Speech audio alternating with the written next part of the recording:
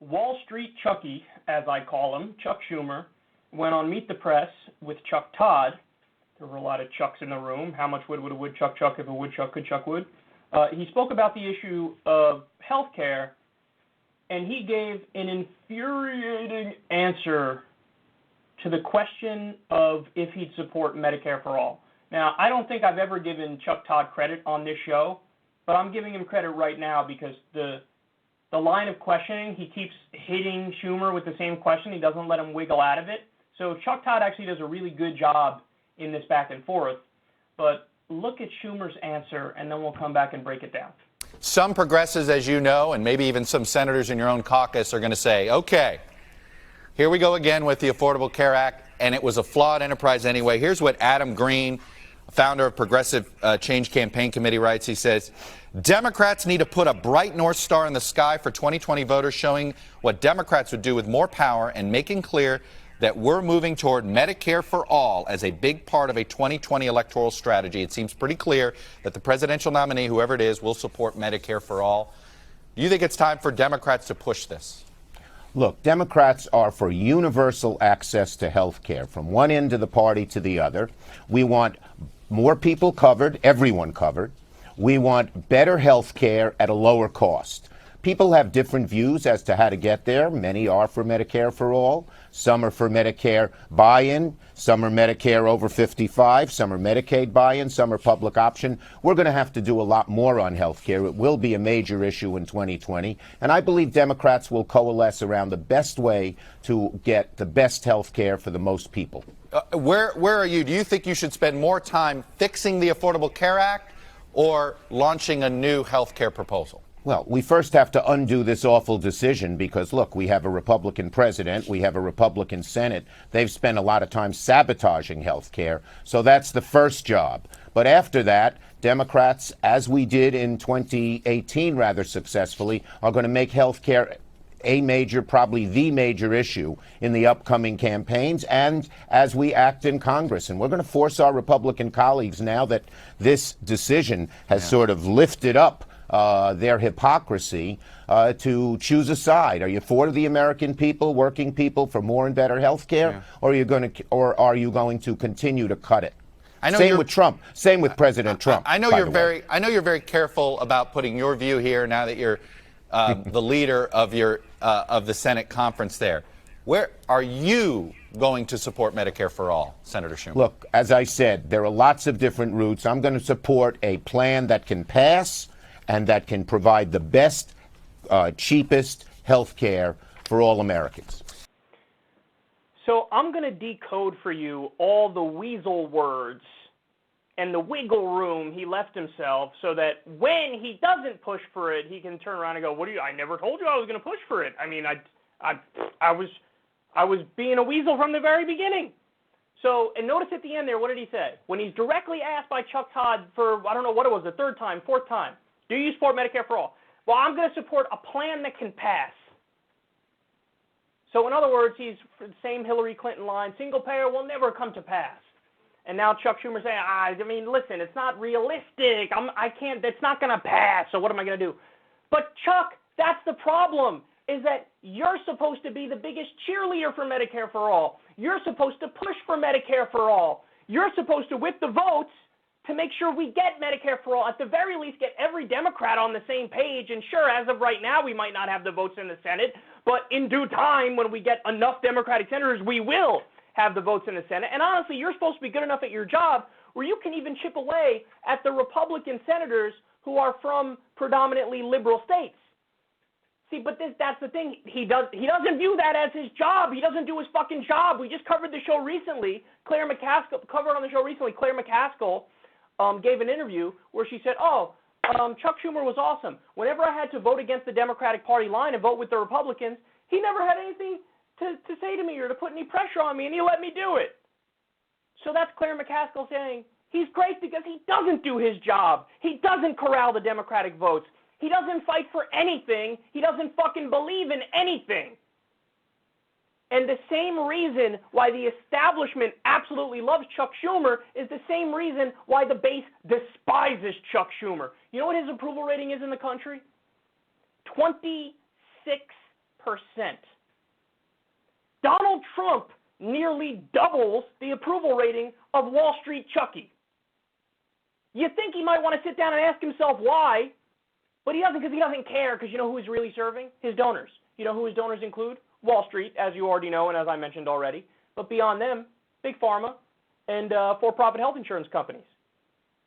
So why would he piss them off by saying, yeah, I'm in favor of Medicare for all, which would obliterate those industries and would help the American people and cover everybody and cut the price in half? Why would I do the right thing? I mean, I gotta look after my donors. So think about how extreme what he just said is. Think about it. 70% of the country now supports Medicare for all. Every other developed country in the world has one version or another of a single-payer system. So we're the only developed country that doesn't have it.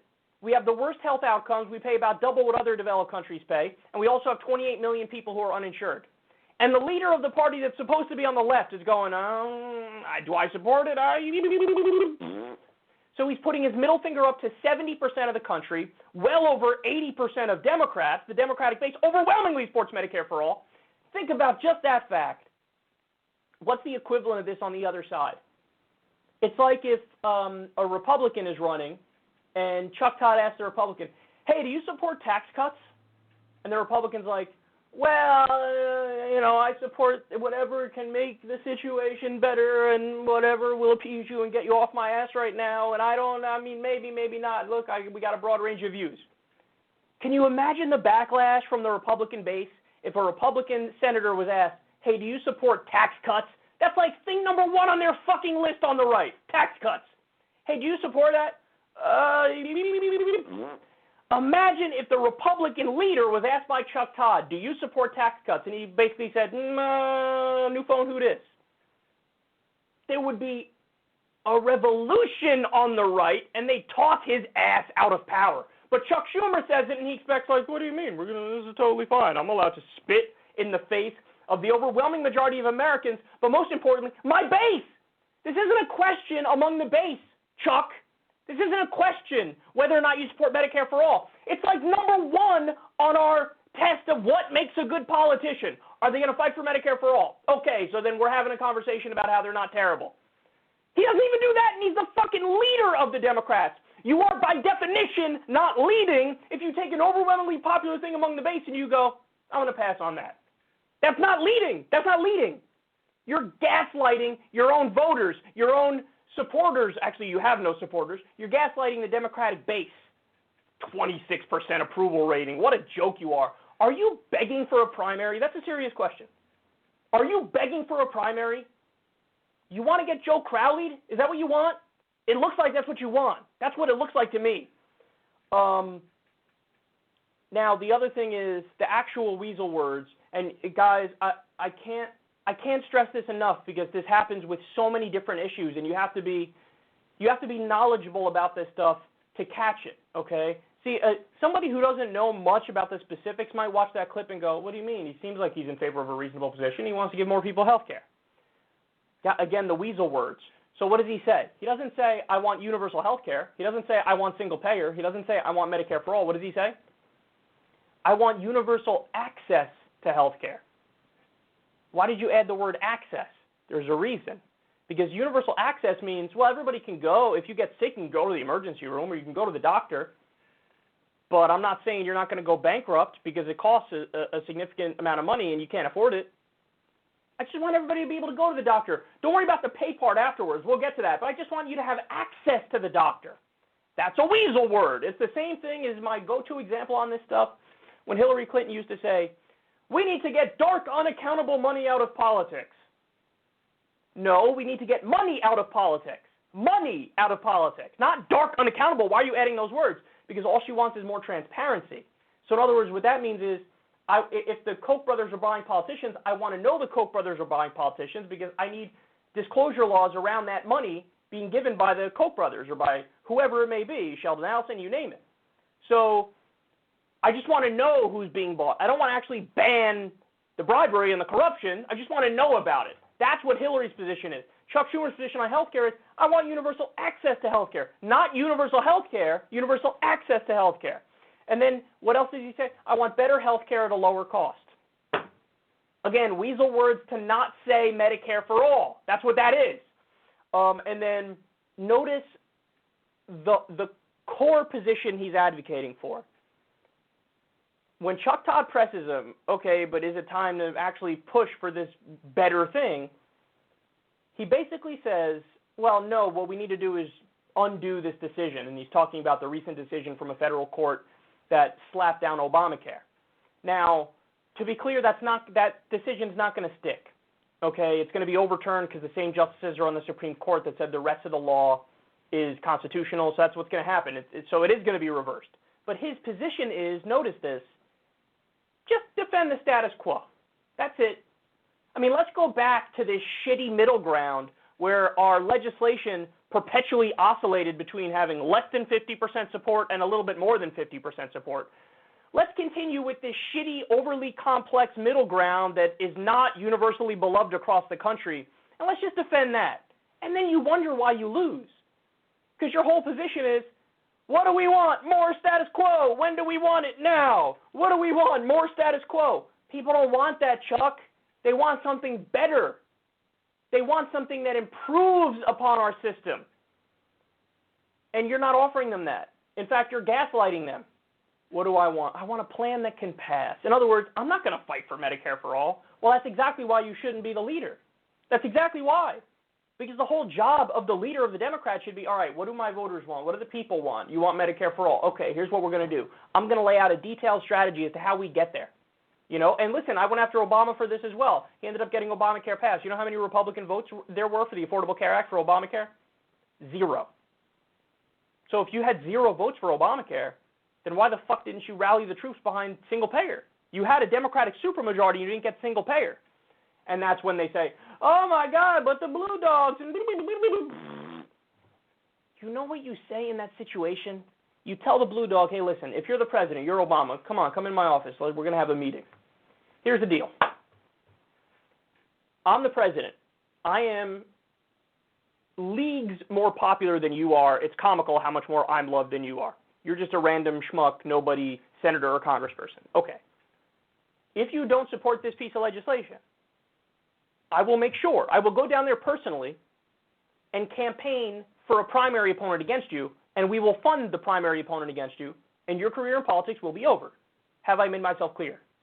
Now, if you do support this legislation, then we'll do whatever you want. You want us to stay out of the race and let you do your thing? Fine, we'll do that. You want me to come down and campaign for you? Fine, I'll do that. But you are going to vote for this piece of legislation. And if you don't, not only will you lose your job, I'll talk to everybody I know and make sure that you don't have a job afterwards too. Now, this is how you play politics. That's what you do. You twist arms. You say, listen, I'm going to defend the people. That's what, because some people might say, oh my God, you're acting authoritarian. Am I? I would argue that the person who's not going to vote for the legislation is acting authoritarian. Why? Because they're not doing the bidding of the people. I mean, look at the poll, 70% of the American people want Medicare for all. So extremism in defense of the people is no vice. Again, to steal my, modified quote from Barry Goldwater, I think my version is better than his. Because his is extremism in defense of liberty is no vice. Mine is extremism in defense of the people is no vice. So I'm gonna fight for the people. That's what I'm gonna do. So Chuck Schumer, now you're the top Democrat in the country. What are you doing? You need to fight for Medicare for all, and you need to twist arms. And we know he's not going to do that, which is why, by the way, he's hated. He's hated. By the way, Chuck Schumer didn't support the Iran deal. Chuck Schumer voted for the Patriot Act. Chuck Schumer supported the Iraq War. Let me ask you a question. Why is the Democratic leader completely out of touch with the Democratic voter in this country? Why is that? Is that acceptable to you? That's certainly not acceptable to me. He's a dinosaur from another era. He's been wrong on so many major policy points, and now he's refusing to even fight for what you're demanding he fights for, what is quite literally going to be an organic litmus test for 2020. The Democrat running in 2020, they cannot not support Medicare for all. They just can't do it. They'll get destroyed. But our Democratic leader is saying, oh, no, I'm for a lot of things. Some people want Medicare buy-in. Some people want Medicare over 55. Some people want public option. Excuse me, what do the polls say? What do the polls say? Sure, people in your caucus are, oh, yeah, I want Medicare buy-in over 55. Your shitty middle grounds are not going to get you anywhere, and those are also not going to pass. Either way, you're going to get zero support from the Republicans. So why not do the right thing, and why not push your own caucus to do the right thing, and why not fight for the American people? By the way, that's when his approval rating would go from 26% to over 50%. If he fought for the people, but he's not going to do that. So Chuck Schumer, shame on you. It's unacceptable. This is unacceptable. You don't represent the party that you're the fucking leader of. You're a joke. He is so ripe for a primary challenge. It's unbelievable. He's so, like, he probably thinks, he's part of this old guard that's like, what do you mean? My election is locked up? Yay.